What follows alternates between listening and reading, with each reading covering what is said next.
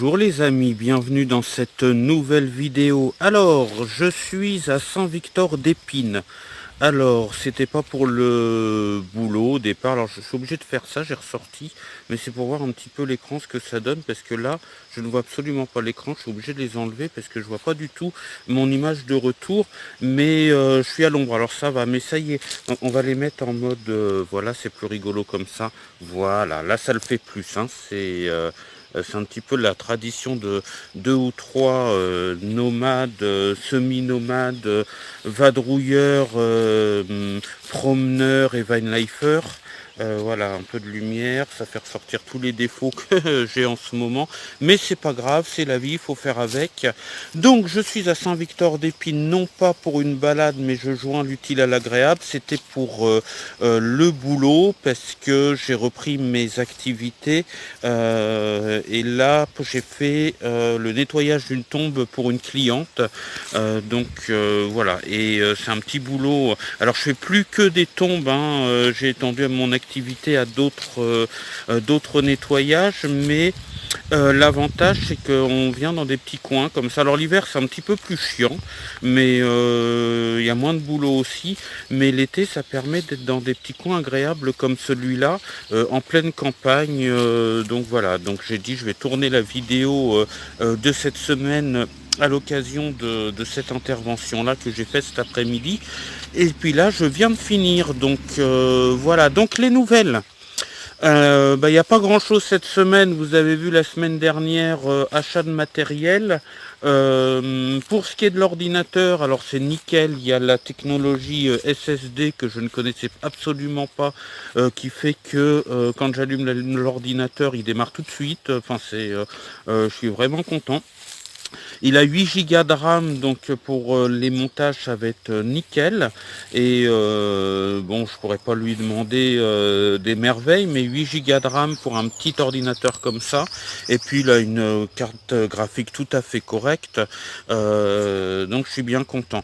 Alors cette semaine, c'est vrai que j'ai repris les activités. J'ai pas répondu à vos... Je vais le faire d'ailleurs très bientôt à vos commentaires. Excusez-moi, hein, parce que j'ai repris les activités professionnelles, j'ai repris pas mal d'activités. Les jeunes à la radio me demandent un petit peu plus d'intervention, un petit peu plus d'aide pour leurs associations, enfin la radio et autres. Donc j'ai pas eu beaucoup de temps cette semaine. Donc pour le montage, pour cette vidéo-là, je vais encore être sur le fameux Vlogit, mais j'ai regardé un petit peu ce qu'il pouvait y avoir comme logiciel. Bon, pour ce qui est gratuit, bon, faut que je me penche dessus, mais je pense que je prendrai Filmora incessamment sous peu, parce que je pense que pour les ressources que ça prend et les services que ça donne, au niveau du prix, c'est ce qu'il y a de mieux. Mais là, je dépense plus parce que j'essaye de garder mon avance financière que j'ai maintenant, et de pas la dépenser trop vite, voyez-vous. Donc, je vais pas investir tout de suite dans un logiciel. Je vais voir ce qu'il y a en logiciel gratuit de montage correct. Voilà, puis il faut que je m'y remette au montage sur ordinateur, parce que sur ordinateur, à vrai dire, j'en ai jamais vraiment fait. Parce que quand je faisais des montages dans le cadre de mon boulot, c'était encore les systèmes magnétoscopes de montage avec des cassettes HI8 ou d'autres formats Betacam SP, ou j'en ai même fait je sais plus quel format, mais c'était 2 cassettes dans un banc de montage, et ça avait rien à voir. C'est sympathique aussi, mais ça avait rien à voir. Et j'ai jamais vraiment... je crois que je me suis servi de Windows Movie Maker une fois pour voir, je sais plus. Mais enfin bon, voilà, faut que je m'y mette complètement. Et dans ce que j'ai pu voir dans les tutoriels sur Facebook, pas sur Facebook, sur YouTube, celui qui offre le plus de possibilités, qui reste dans un prix raisonnable et qui prend pas de ressources, trop de ressources sur l'ordinateur. Pour moi, c'est Filmora. J'ai vu que quelqu'un m'en avait conseillé un aussi dans les commentaires, je sais plus trop. De toute façon, je vais relire, je vais vous répondre à vos commentaires dès que je peux. Peut-être pour les deux vidéos en même temps, mais c'est vrai que cette semaine, j'ai pas trop été voir. Enfin, j'ai lu quand même, mais j'ai pas trop eu le temps de répondre parce que à chaque fois que je voulais répondre, j'étais sollicité pour une autre activité. Donc, mais je vais vous répondre. D'ailleurs, merci aux nouveaux abonnés et voilà. En tout cas, ça se remet en route tout ça. Et je pense que la semaine prochaine, parce que là maintenant je crois que je suis complet pour s'il me manque un petit truc ou deux mais dont je peux me passer, s'il me manque une lampe quand même, mais je pense que la semaine prochaine, là cette semaine j'ai pas, la semaine qui arrive, là on est vendredi aujourd'hui, je vais travailler pas mal cette semaine, et là je ramasse un truc, je ne sais pas si c'est moi qui l'ai perdu, mais voilà, ça n'a rien à faire dehors dans la nature, même si c'est pas moi, ça sera au moins ramassé. Donc je disais que ouais, la semaine qui arrive, là on est vendredi, lundi, mardi, mercredi, jeudi et vendredi, j'ai du taf donc et des rendez-vous, mais je pense que vendredi, samedi, dimanche, lundi, tout va dépendre de la météo, mais je vais peut-être voir pour mon premier camping sauvage, premier mini road trip, je pense que j'irai du côté de la basse Normandie. Oui, de toute façon, forcément de la basse Normandie, mais pas du côté de la mer encore, mais du côté de la campagne.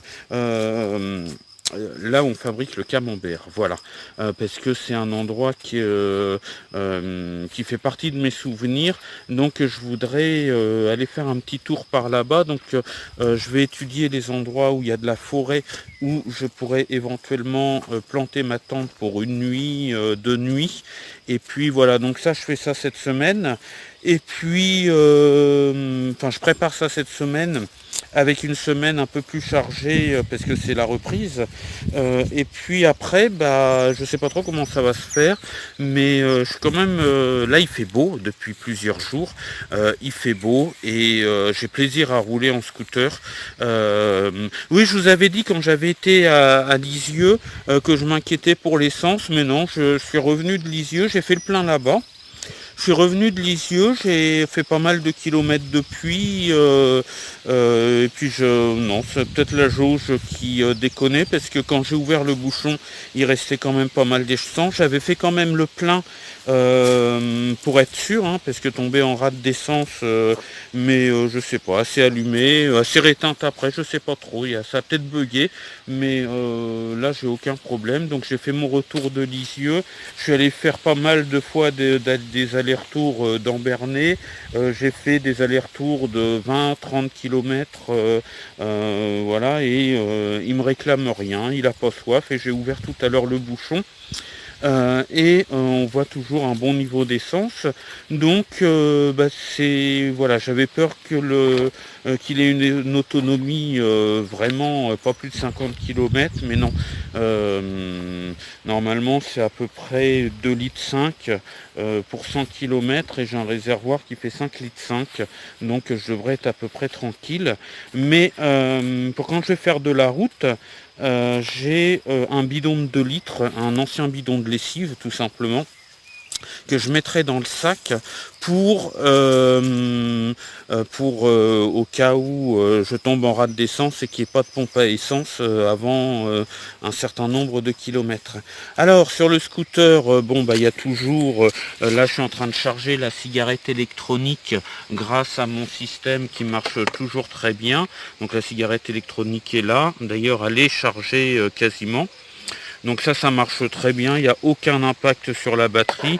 Et puis il y a des bobines là-dessus, je sais pas trop comment ça marche, mais je peux le démarrer avec ça. Donc si je risque pas d'être en panne de batterie et de plus pouvoir repartir, et la batterie se recharge en roulant grâce à une bobine. Je sais pas trop comment c'est fait. Je sais que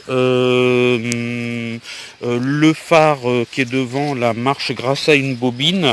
D'ailleurs, on peut pas l'éteindre hein, quand quand le scooter est en route. Il est en permanence allumé en feu de croisement. Je peux aussi mettre les pleins phares si je veux. Bon, voilà. Par contre, les clignotants, eux, marchent sur la batterie. C'est complètement indépendant. Je sais pas ce que vous voyez, mais voilà, vous voyez le clignotant, je pense. Voilà. Donc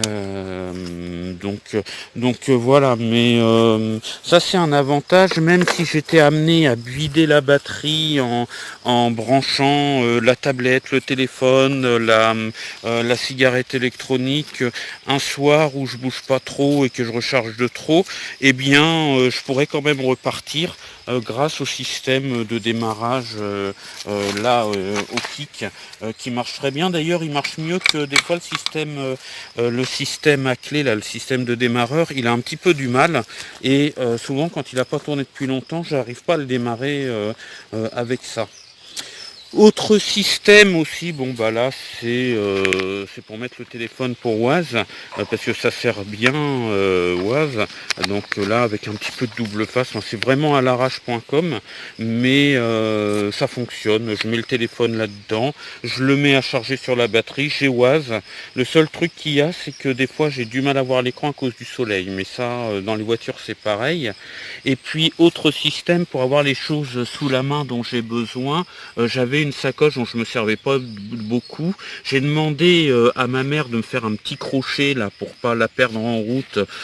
Et moi, comme je sais coudre, voilà, je sais pas coudre, elle a cousu quelque chose de solide que je peux mettre dans le crochet. Et mes jambes, je vais essayer de vous montrer. Je sais pas ce que vous voyez, mais quand je suis en route, voilà, mes jambes. Je sais pas du tout ce que vous voyez. Hein. Ça, c'est le casque qui tombe, mais je pense que vous voyez, mes jambes le calent bien. Et voilà, je suis paré pour la route, je peux faire des kilomètres comme ça.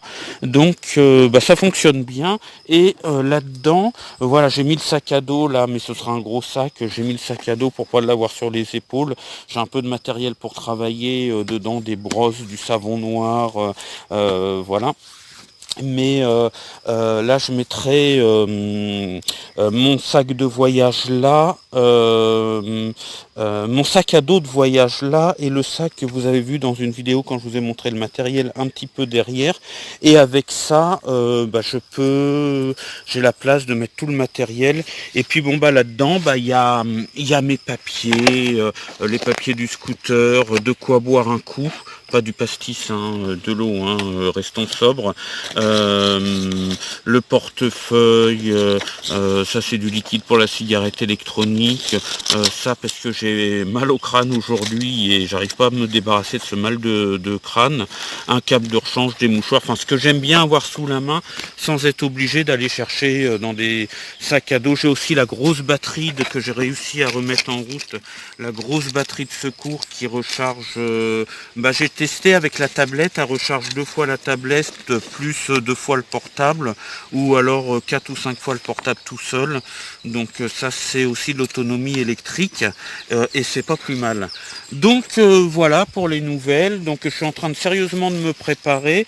La cigarette électronique est en vert. Normalement je crois qu'elle clignote quand elle est complètement chargée, mais là ça va suffire. Elle était complètement vide tout à l'heure.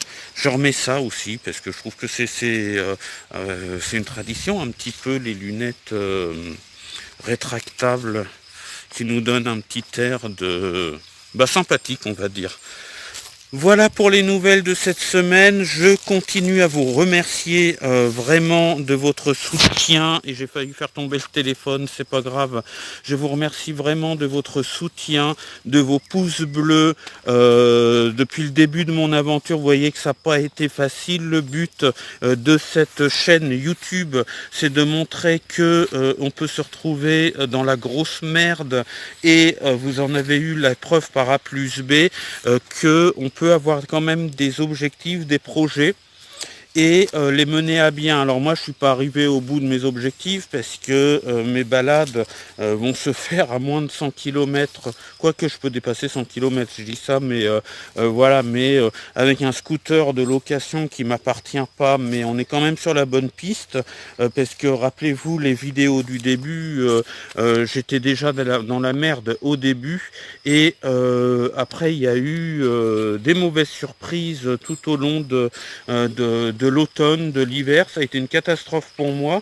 Et puis finalement, je tiens mes objectifs, c'est-à-dire pouvoir aller partout, aller squatter un petit peu partout quand je veux.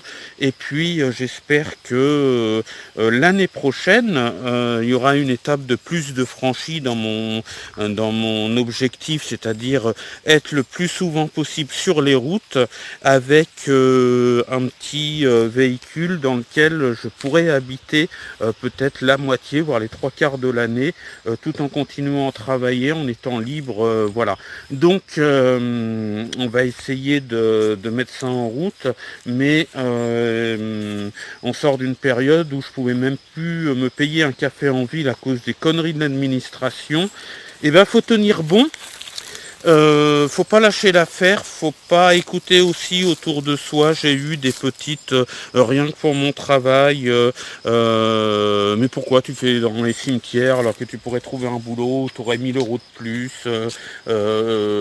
voilà. De toute façon, quoi qu'on fasse, quoi qu'on dise, on aura toujours des gens qui seront pas d'accord, qui critiqueront, qui trouveront qu'on peut faire mieux autrement, qu'on est contre faire ça.